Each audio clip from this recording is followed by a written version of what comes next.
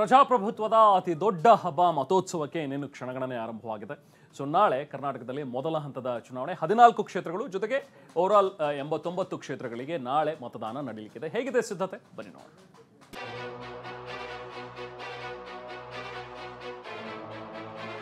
ಭದ್ರತೆ ಎಲ್ಲ ಆಗಿದೆ.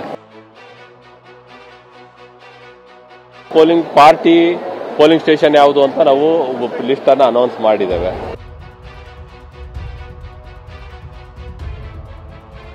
ವಿಶ್ವದ ಅತಿ ದೊಡ್ಡ ಪ್ರಜಾಪ್ರಭುತ್ವದ ಹಬ್ಬಕ್ಕೆ ಇಡೀ ದೇಶವೇ ಸನ್ನದ್ಧವಾಗಿದೆ.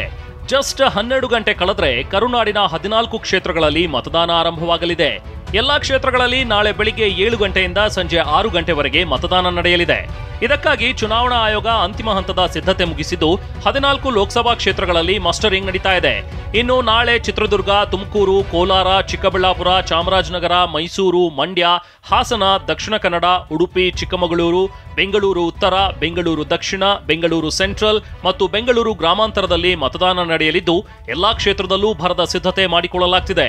ಇನ್ನು ಬೆಂಗಳೂರಿನಲ್ಲಿ 13,000ಕ್ಕೂ ಅಧಿಕ ಪೊಲೀಸರನ್ನ ಭದ್ರತೆಗೆ ಅಂತ ನಿಯೋಜಿಸಲಾಗಿದೆ.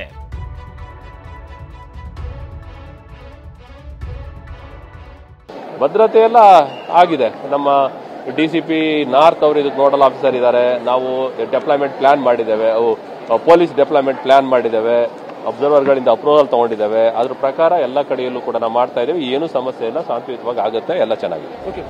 ಬೆಂಗಳೂರಿನ ಸೇಂಟ್ ಜೋಸೆಫ್ ಹೈಸ್ಕೂಲ್ನ ಮಸ್ಟರಿಂಗ್ ಸೆಂಟರ್ನಲ್ಲಿ ಮತಯಂತ್ರ ವಿತರಣೆ ಮಾಡಲಾಯಿತು. ಬೆಂಗಳೂರಿನಲ್ಲಿ ಒಟ್ಟು 8,984 ಮತಗಟ್ಟೆಗಳಿದ್ದು ಸಿಬ್ಬಂದಿ ಈಗಾಗಲೇ ಮತಗಟ್ಟೆಗಳನ್ನು ತಲುಪಿದ್ದಾರೆ.